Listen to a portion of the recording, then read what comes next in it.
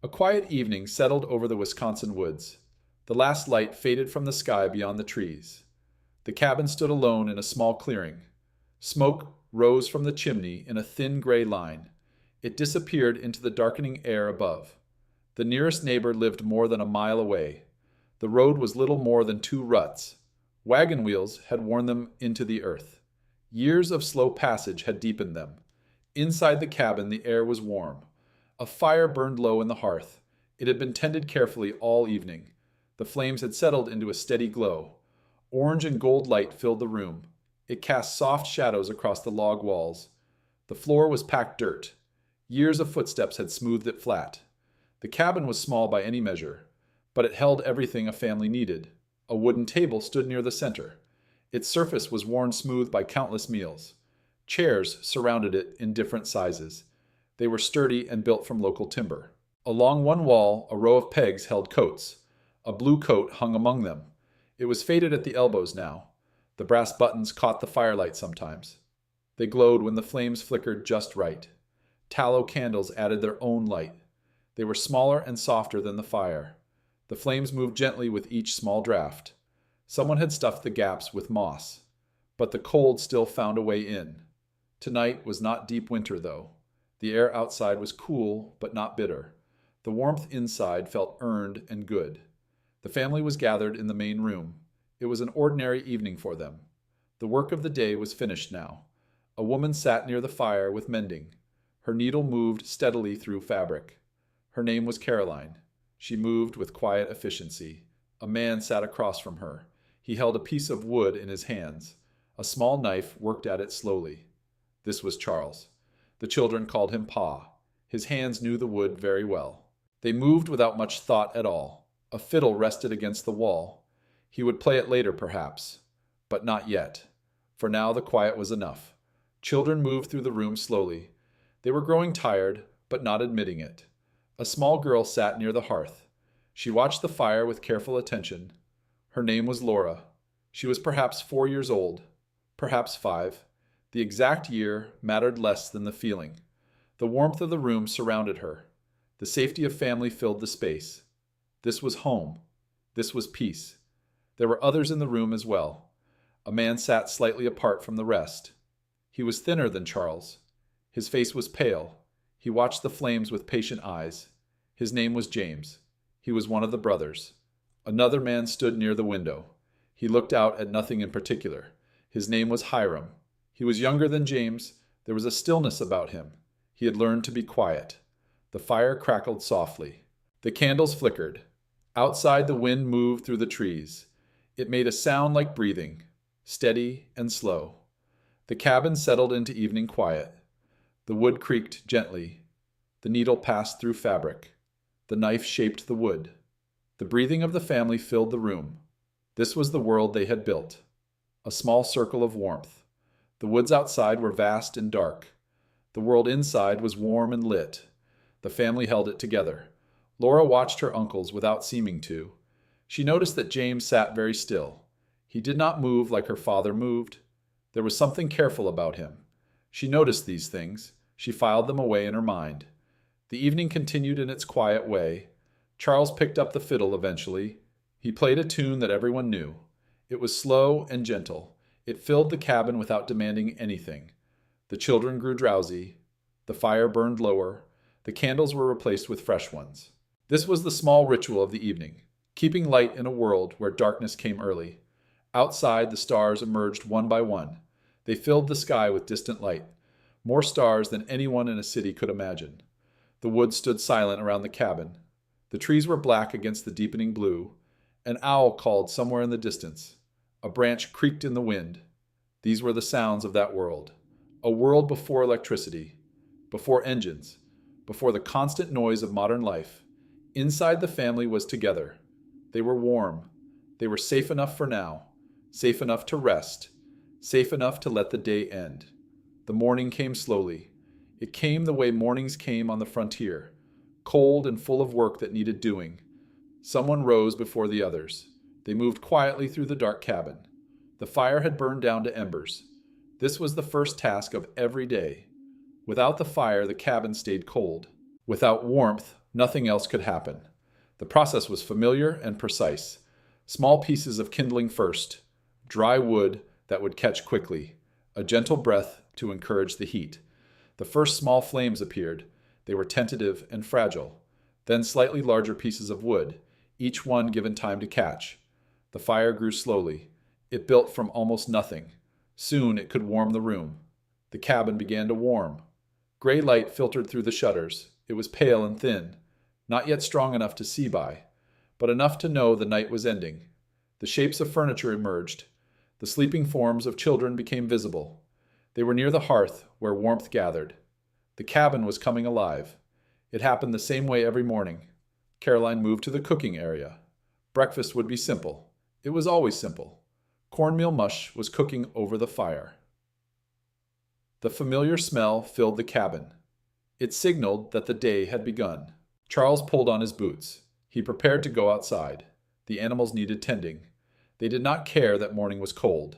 They needed what they needed. The children woke one by one. They emerged from their quilts slowly. They moved toward the fire, toward the warmth, toward the smell of cooking food. Their faces were soft with sleep. Their movements were slow. Their bodies were not yet fully awake. They would come alive as morning progressed. James appeared moving slowly and deliberately. He made his way toward the fire. He did not move like Charles moved. He moved carefully, as if conserving something. He sat near the hearth. The warmth could reach him there. Hyram was already awake, already dressed, already standing near the door. He had the posture of someone ready to begin the work. This was something he had learned. Caroline served the cornmeal mush. The bowls were wooden. Someone in the family had carved them. They had been used every day for years. The children ate with focused attention. They were hungry. They had learned not to take food for granted. On the frontier, food was never certain. Charles came back inside. Cold air followed him through the door. The animals were fed. The morning chores had begun. The day was unfolding in its pattern. The family ate together. They gathered around the wooden table. The fire crackled behind them. The gray light brightened toward true day. They did not speak much during meals. Meals were for eating. Conversation happened at other times. James ate slowly. He took small bites. He chewed carefully. This was something the children noticed. Uncle James did not eat like Pa. He ate like someone whose body needed care. After breakfast, the work began. The children had their tasks, small things suited to their size, gathering eggs from the chickens, carrying water from the well, feeding scraps to the pigs. These were real contributions. Every task done by a child helped. It freed adult hands for harder work. The rhythm of morning established itself. Charles went outside to continue working. Caroline managed the household inside. The children moved between tasks. They found moments to play when they could. James stayed near the fire. This was not laziness. He was not capable of the heavy labor. Something had happened to him. Something that would not heal. He helped where he could. The family had adjusted to this. Hyram worked alongside Charles. He matched his brother's pace. He did not speak much. He did not need to be told what to do. He saw what needed doing. He did it. The morning passed. The gray light became white light. The pale gold of winter sun appeared. The cold remained. But the work generated warmth. The land around the cabin stretched in all directions. 80 acres of Wisconsin forest and field. This was the shape of their world. The woods pressed close on all sides. Oak and maple and pine grew thick. The trees had been here a long time, long before any settlers arrived. The cabin stood in a clearing. The trees had been cut away. Their stumps had been pulled. The ground had been cleared for building. Maintaining this clearing required constant effort. The forest wanted to grow back. The weeds wanted to reclaim the fields. The barn stood near the cabin. It housed the animals the family needed. It smelled of hay and the warmth of animals. In winter, their breath hung in the air, small clouds forming with each exhale. Beyond the barn, the fields stretched out. In summer, they would be green with crops. In winter, they were brown and dormant. The stubble of last harvest poked through snow. They waited for spring. A root cellar sat behind the cabin. It was dug into the earth. Vegetables from the fall were stored there. Potatoes and carrots and turnips. This was insurance against hunger. The woodpile dominated one side of the clearing, a massive stack of split logs. It represented countless hours of labor. Wood was life on the frontier. Wood heated the cabin. Wood cooked the food. A creek ran along the property edge. It was frozen now in winter. In warmer months, it provided water. In winter, water came from the well, drawn up bucket by bucket. The nearest neighbor lived more than a mile away. The road to town was difficult. Travel along it was slow. The family did not make the journey often. This was isolation. There was no telephone. There was no doctor nearby. There was no store for emergencies. The family was responsible for its own survival. The light in winter was different. It came later in the morning. It left earlier in the evening. It was pale and flat, without the warmth that summer provided. The sounds of winter were different too. The birds had migrated or gone quiet. The insects were dormant. What remained was wind through bare branches, the creak of cold wood, the occasional call of a crow.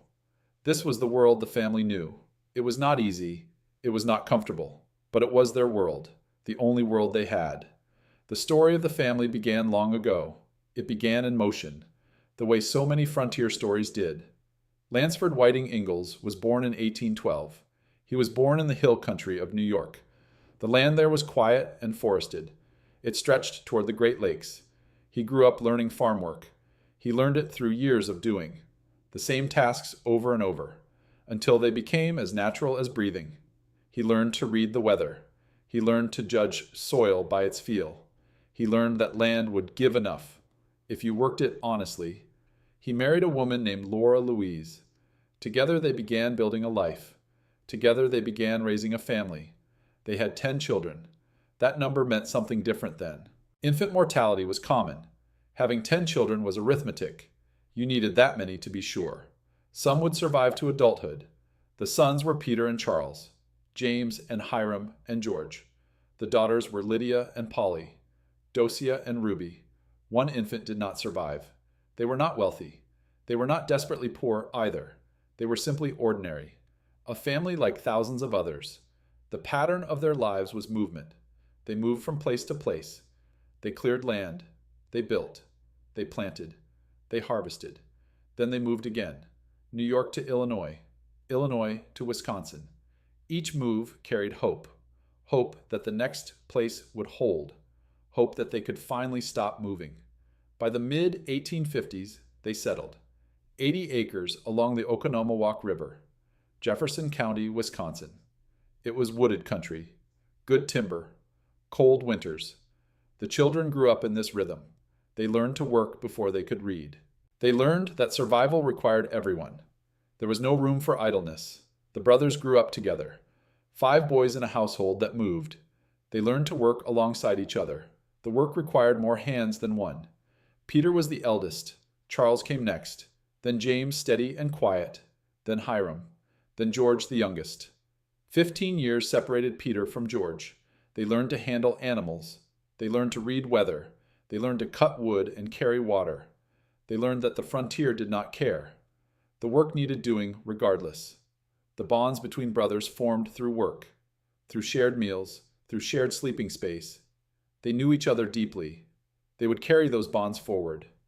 Charles Ingalls was in his 20s. He was thinking about his own family. He met Caroline Quiner. Something began between them. The Quiner family was already connected. Henry Quiner had married Polly Ingalls. The families were woven together. Caroline was born in 1839. She grew up in the same hard circumstances, the same cold winters, the same constant effort to survive. She learned to cook and sew. She learned that capability was not optional. Charles and Caroline married in 1860. The wedding was small, a simple ceremony. Food shared, music played, 2 people beginning a life together. They moved into a small cabin. Caroline was pregnant within the year. The family was growing. The next generation was beginning. This was the world they knew, the world of work and hope, the world of uncertainty, the world that would soon be disrupted. The war came to Wisconsin gradually, not as battles, not as violence, as a change in atmosphere. Fort Sumter fell in April of 1861. The news traveled slowly. It reached the farms days or weeks later. Passed from mouth to mouth. The country was at war. Wisconsin responded with a surge of enlistment. Young men lined up at recruitment offices. They were eager to serve. They expected a short war, a decisive victory. They would be home by Christmas. The Ingalls family watched these developments with attention, with concern, with the helplessness of people who could not control it. Charles Ingalls had recently married. He had a small cabin, a piece of land, the beginning of a life. He was 25 years old, healthy and capable. He did not enlist. We do not know why. The records do not tell us. He may have needed to work the farm. He may have made an arrangement with his brothers. He may have been unwilling to leave Caroline. What we know is that he stayed. Joseph Quiner was among the first to go. He was Caroline's brother. He was a young man in his early 20s. He enlisted early. He went south with confidence. He was not home by Christmas. The war ground on through 1862. The confidence faded. The casualty lists grew longer. Names of men everyone knew appeared. In newspapers. In letters from the front. Joseph Quiner was wounded at Shiloh. It was one of the bloodiest battles. A 2-day engagement in Tennessee. Joseph made it off the field. He was taken to a field hospital. He died of his wounds in April. He was 22 years old. Caroline learned her brother was dead. She was 22 herself. She had a young child, a husband who had not served, a war that showed no sign of ending.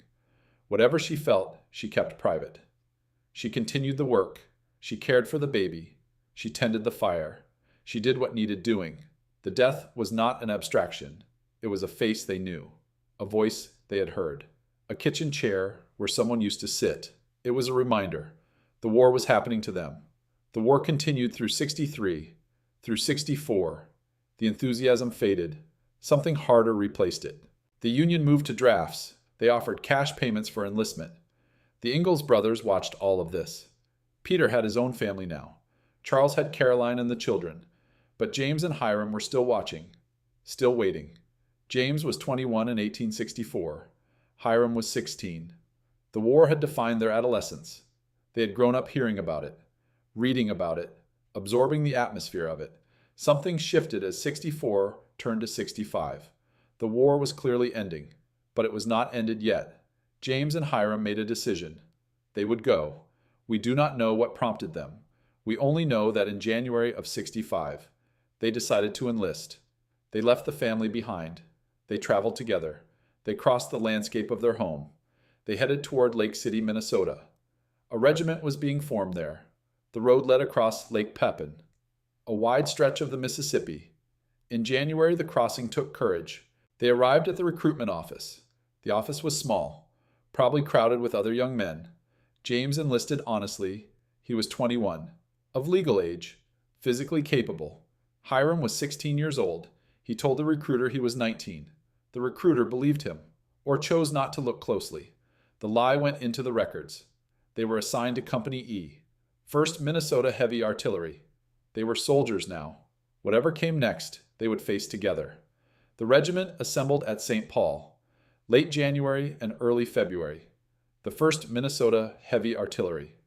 It was not the kind of unit that charged into battle.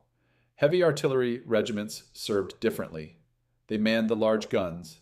They defended strategic positions. The work was important but unglamorous.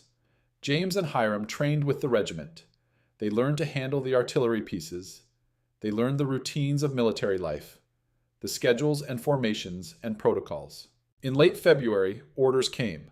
They were being sent south, to Tennessee, to the garrison at Chattanooga.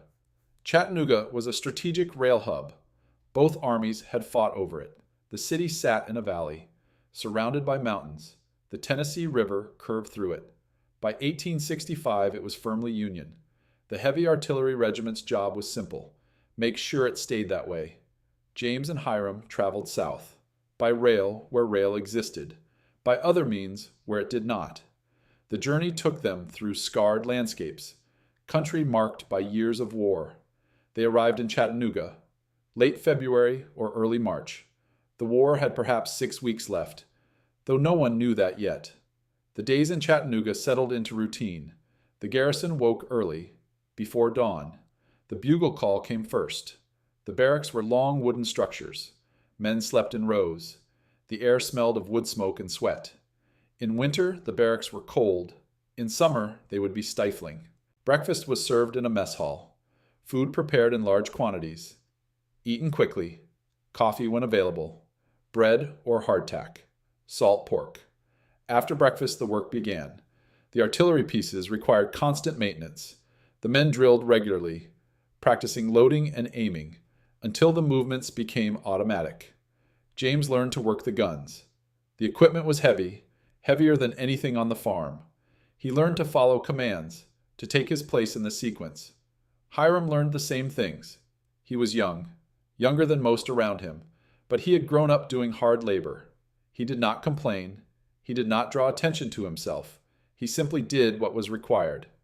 The fortifications required constant attention. Earthworks needed maintenance. Walls needed repair. The men spent hours digging and hauling. Watch duty came in shifts. Long hours at observation posts, scanning the countryside. The enemy was out there somewhere. But by spring, the threat was diminishing. The Tennessee landscape was different. The climate was warmer. The vegetation unfamiliar. The rivers brown and slow. James noticed these differences. He was learning to be a soldier, learning to accept whatever circumstances came. The landscape was the landscape. The weather was the weather. Hyram noticed the differences too. This was his first time far from home. He was 17 years old, though his papers said 19. The other men came from similar backgrounds, Minnesota and Wisconsin farm boys. They formed bonds through shared experience, through shared hardship. On April 9th, Lee surrendered at Appomattox Courthouse. The news reached Chattanooga within days. The war was over. The fighting had stopped. James and Hyram received this news. They had served for approximately 3 months. They had not fired their weapons in anger. They had done their duty, but the Army could not release everyone at once. Paperwork needed processing. Equipment needed accounting. The regiment stayed in Chattanooga. Through spring and summer. The Tennessee summer was hot. The humidity hung in the air. The water was not always clean. The food was adequate, but not varied. Disease was the real enemy now.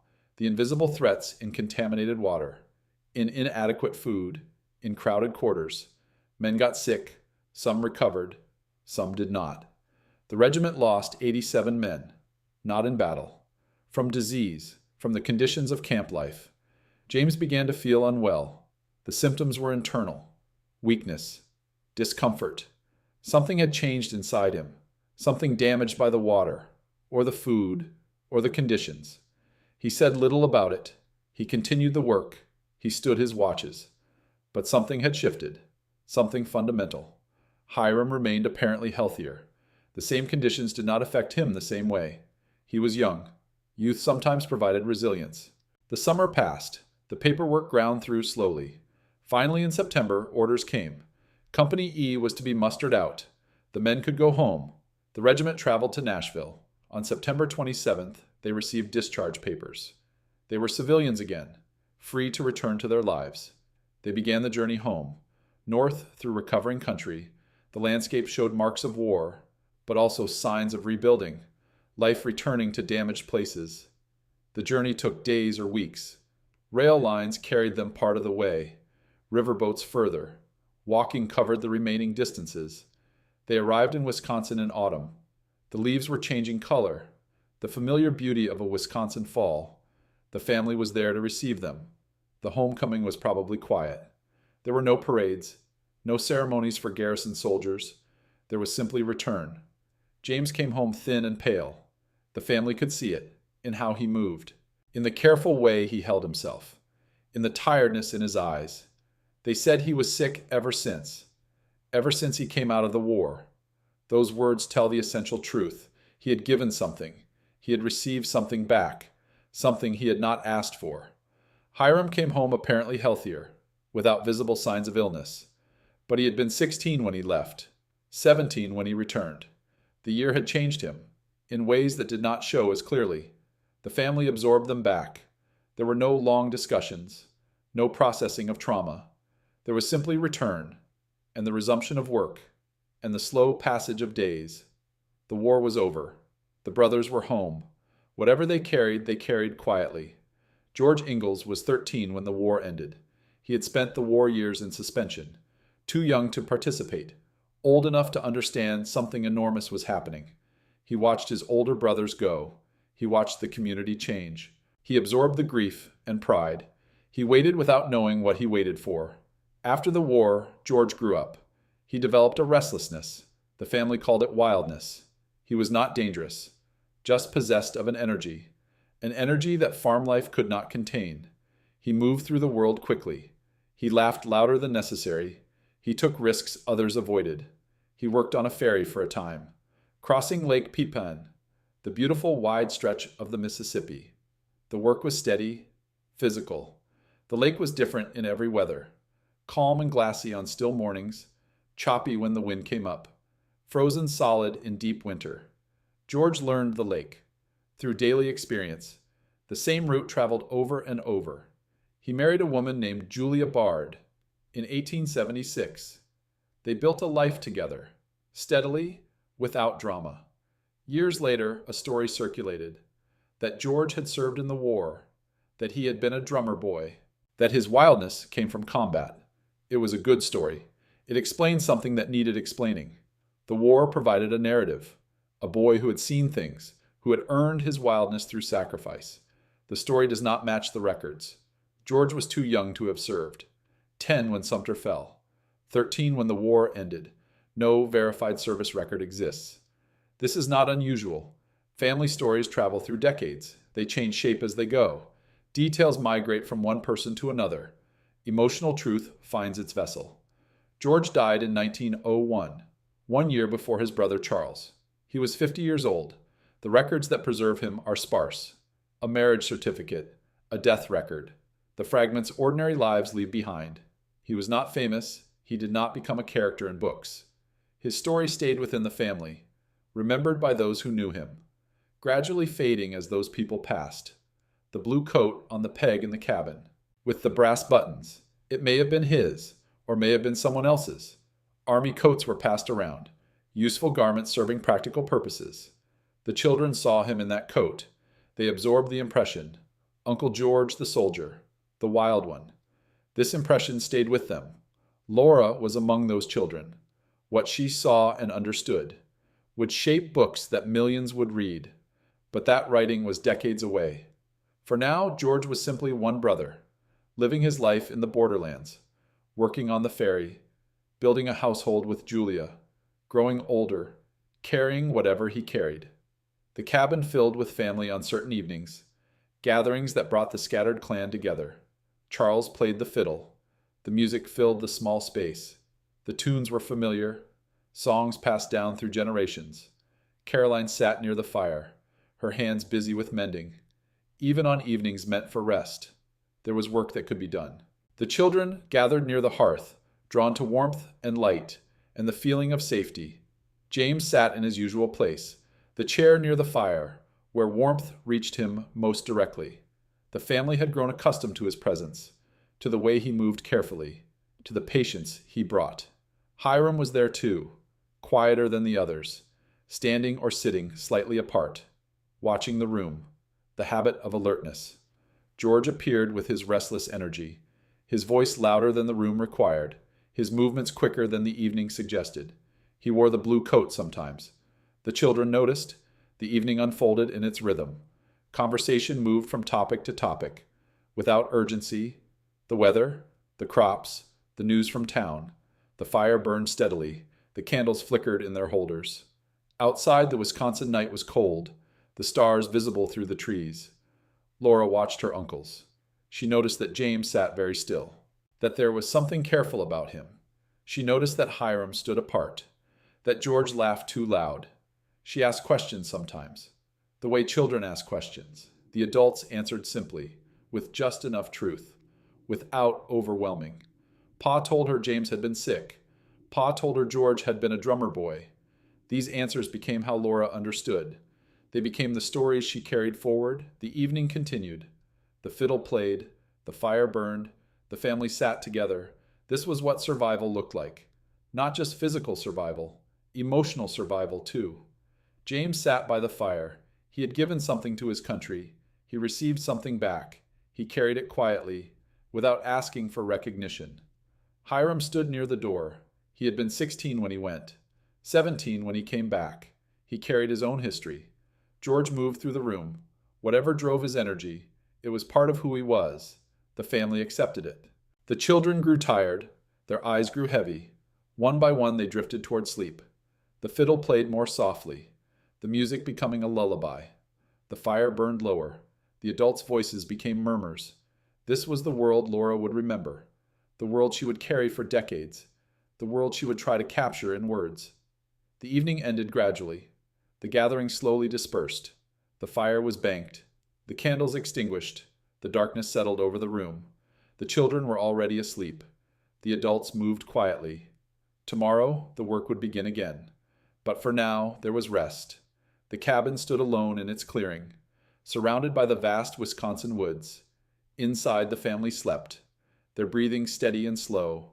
The stars wheeled slowly overhead. The night was quiet. The cold was deep. The family was together, and somewhere in that cabin, a little girl named Laura slept, and dreamed, and carried forward memories. She did not yet know she would write them down. The children understood things about the war, without being told directly. This was how children learned then, through observation, through watching adult faces, through listening to adult voices. They knew Uncle James was different. They knew he sat by the fire. When other adults worked, they knew he moved slowly. There was something in his body that limited what he could do. They knew Uncle Hiram was quiet. They knew he stood near doors, near windows, watching rooms with attention. That seemed excessive. They knew Uncle George was wild. They knew the story Pa told, about the drummer boy who went to war, who came home different. Laura absorbed all of this. She was a child with quick eyes, a good memory.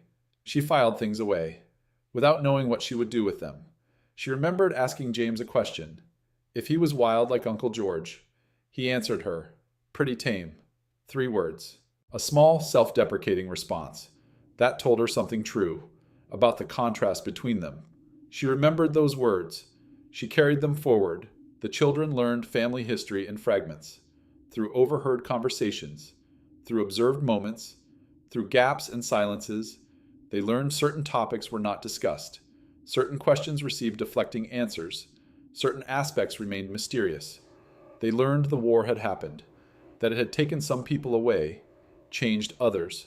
The family they knew was shaped by it. Laura would carry these impressions into her adult life, through decades of living, through marriage and farming, through hardships and successes. And then, when she was an old woman, she would try to write it down. The seasons turned in their eternal rhythm, carrying the family through another year. Spring came slowly, fighting against winter's grip. The snow melted in patches. The creek began to flow again. The work of spring was plowing, planting, turning soil that had been frozen, seeds planted in rows, each one carrying hope. James helped where he could, with tasks that did not require sustained effort. He sorted seeds. He watched the work with patient eyes. Hiram worked alongside Charles, matching his brother's pace. He did not speak much. He saw what needed doing. He did it. The children helped in their ways, carrying tools, fetching water, learning the rhythm of planting season. Summer followed spring. The days lengthened. The air warmed. The crops grew in the fields. The work of summer was cultivation, helping crops grow, preventing weeds from destroying them. The days were long, starting early, ending late. The garden produced vegetables, fresh food for immediate use. Caroline tended it carefully. The children found moments to play, swimming in the creek, exploring the woods, their imaginations turning ordinary things magical. Autumn came with changing colors. The maples and oaks turned red, orange, yellow. The forest blazed for weeks. Then the leaves fell, and gray approached. The work of autumn was harvest, the culmination of everything planted, everything tended, everything hoped for. The crops were gathered, corn picked, wheat cut, vegetables stored for winter, the root cellar filled, the corn was stored in cribs, the wheat threshed and barreled. Winter followed autumn, the circle completing itself, the routines of cold weather returning. The fire burned constantly. The cabin contracted around the hearth. The family spent more time near the fire. The corners belonged to the cold. The seasons turned and turned again, each year following the pattern before. The family grew older. The children grew taller. The work continued. James remained as he was, thin and pale, sitting near the fire. The years did not heal what was damaged. He accepted this with patience. Hyram worked and watched and remained quiet. Whatever he carried privately. Part of the family's life, present and contributing, largely unremarkable. George appeared at gatherings with his restless energy, building his own life, becoming ordinary. The wildness just one aspect. The years accumulated, the seasons turned, the family lived. Families create stories about themselves, narratives that explain who they are, where they came from, how they became the people they became. The Ingalls family was no different. They had stories they told around the fire. Some were accurate in every detail. Some had shifted over time. The story of George and the war. It explained his wildness. The war provided a narrative. A boy who had seen combat. Of course, such a person would be wild. The story traveled through decades, told and retold, absorbed by children, carried into adult lives, passed to the next generation. The story became true. Through repetition, through acceptance, through shared belief. Whether it matched records mattered less than whether it captured something essential. Family stories serve different purposes than historical documents. The story of James was quieter.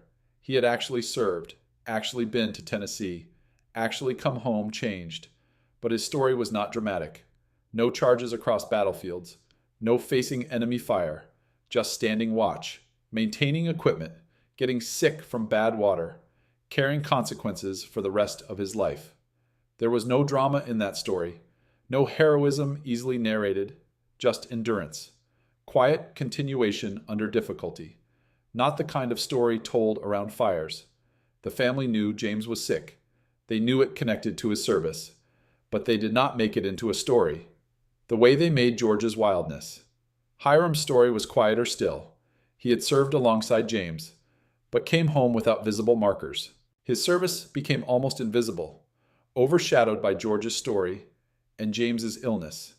This was how family memory worked, highlighting certain things, leaving others in shadow. The stories traveled forward. They reached Laura. She absorbed them. She would carry them into adulthood. Then decades later, she would write them down. Laura Ingalls Wilder sat at a desk, in a farmhouse in Missouri, a pencil in her hand, lined paper in front of her. She was 63 years old. The year was 1930. Her childhood was half a century past. The farmhouse was called Rocky Ridge.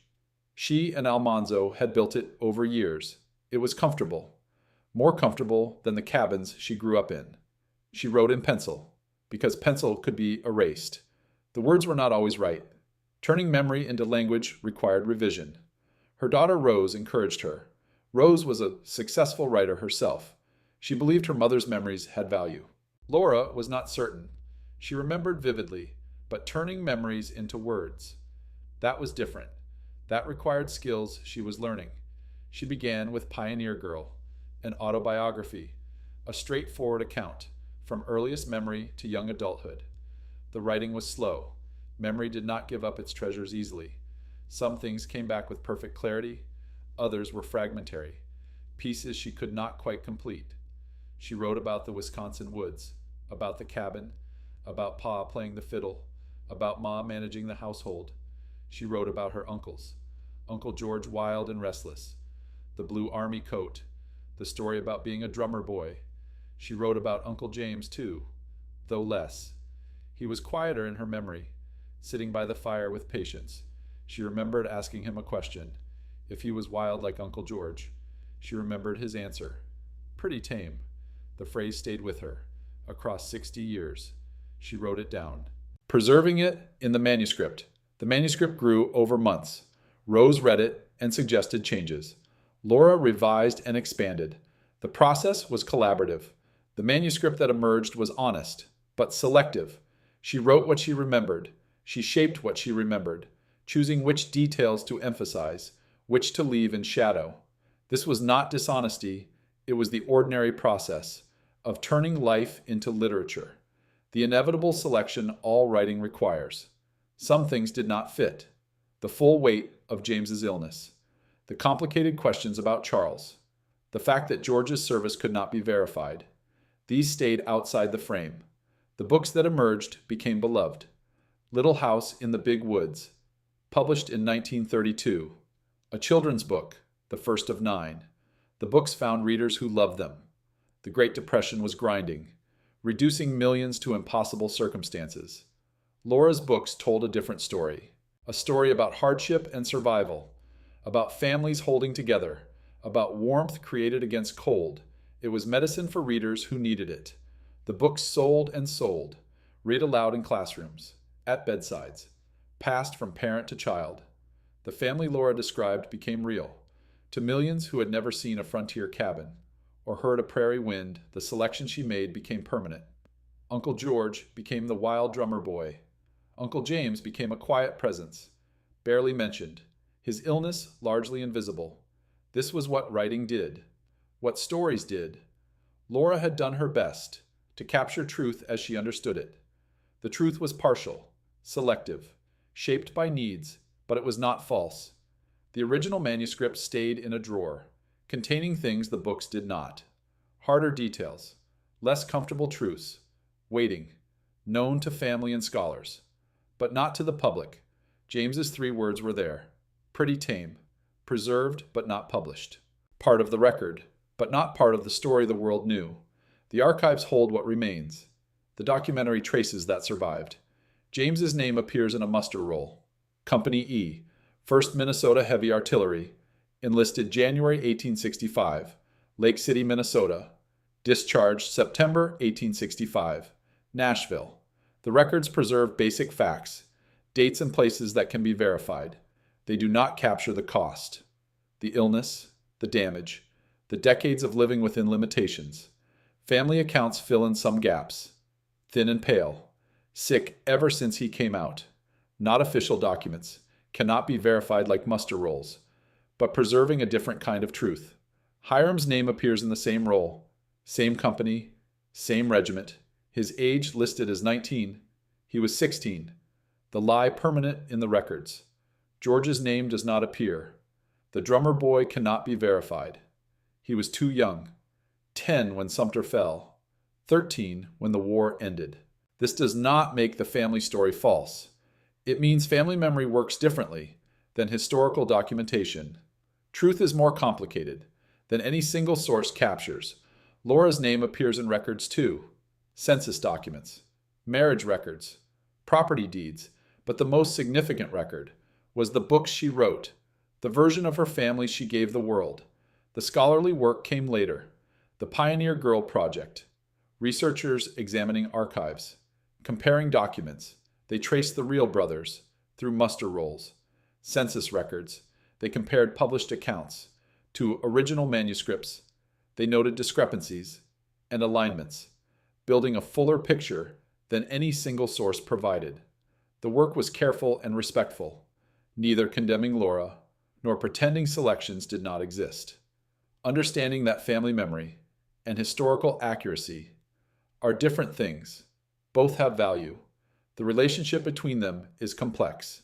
James emerged as a more complete figure, his service documented, his illness confirmed, his 3 words preserved. Pretty tame. He became visible, in a way he had not been before. The archives kept him.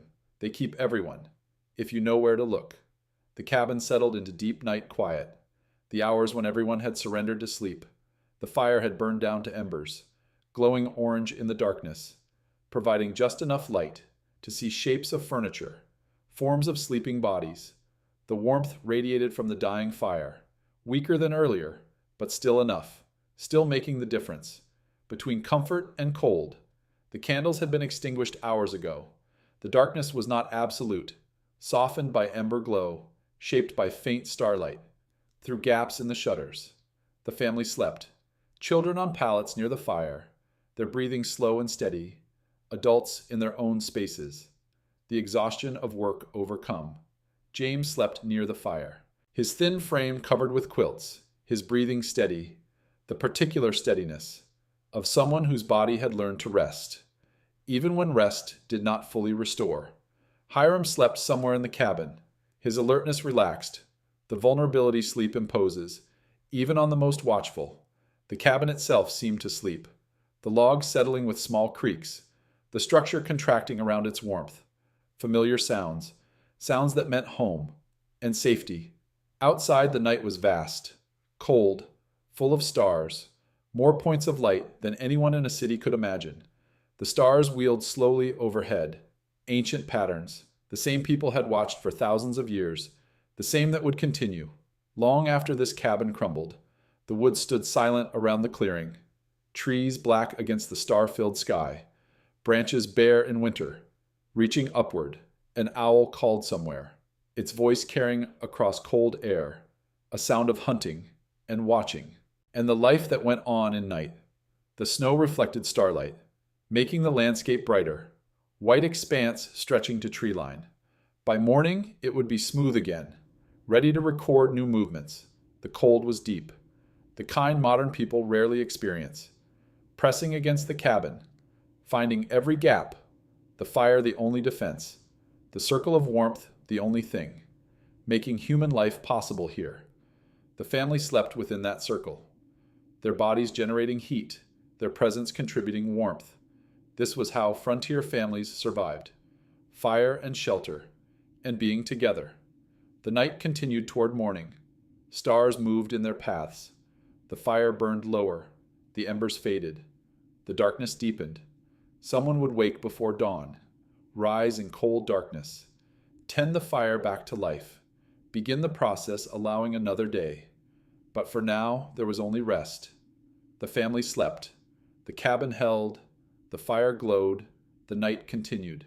The stars watched over the cabin, indifferent to small concerns, unchanging while generations rose, and fell, and were replaced. But that was far in the future. For now, the cabin stood. The family slept. The stars wheeled overhead. The night was quiet, cold, full of peace. The brothers slept, James, who had served, and come home carrying something. Hyram, who had been a child when he enlisted, a different person when he came home. George perhaps visiting, perhaps in his own home miles away, carrying his wildness into dreams. They were all part of this family, this network of connection. The frontier had required them to build, in order to survive. The night deepened. The fire faded. The morning approached, and in the cabin in the Wisconsin woods, surrounded by vast silence, a family slept and dreamed, and continued the slow work of becoming the people they would be remembered as. The story does not end. It fades, the way stories fade, when they have delivered what they have to deliver. The Ingalls brothers lived their lives. James carried his illness with patience, doing what he could, resting when he needed, continuing until the end came. In the quiet way ends come, to people whose lives are not documented. Hyram carried his quiet watchfulness, building a life barely preserved in records, becoming one of countless people whose existence is confirmed by documents, but whose experience is largely lost.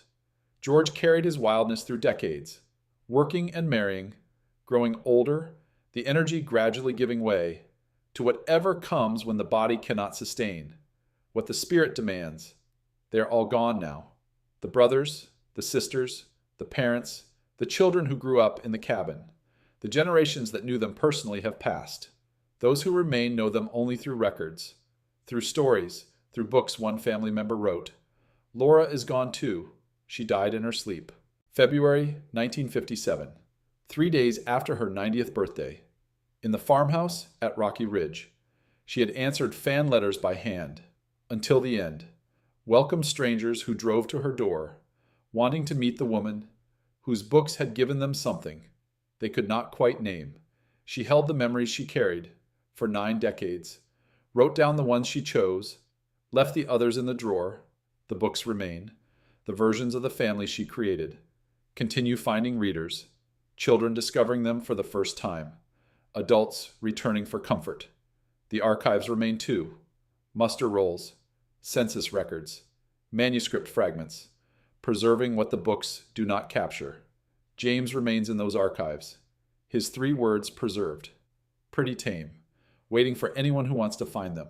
A small window into a man who served and carried consequences without asking for recognition. The cabin in the Wisconsin woods is gone. The specific structure has crumbled, returned to the earth, but cabins like it remain in memory, in the books that describe them, in the feelings the descriptions evoke. The fire burns low, the stars wheel overhead, the night is quiet and cold, full of rest. The family sleeps, dreaming whatever they dream, carrying forward memories and stories that will travel far beyond this clearing, far beyond anything they could imagine. Let the story settle now, like embers settling in a hearth that has burned through the night. The brothers served or stayed, came home changed or unchanged, built lives barely preserved, or lives that became famous through someone else's writing. They were real people who lived real lives, who experienced real joys, real hardships, who loved and were loved, and eventually passed from the world. The way everyone passes. The story of the Ingalls family is their story, but also the story of every family that has tried to survive in difficult circumstances, that has built warmth against cold, connection against isolation, that has created stories to explain itself, and carried those stories forward. The fire burns low, the night deepens, the morning will come, as morning always comes, and the work will begin again, as work always begins again. But for now, there is rest, there is quiet, there is the particular peace that comes when a story has been told and can be set aside, when the people in the story have been honored with attention and can be released back into the silence they came from. Sleep well.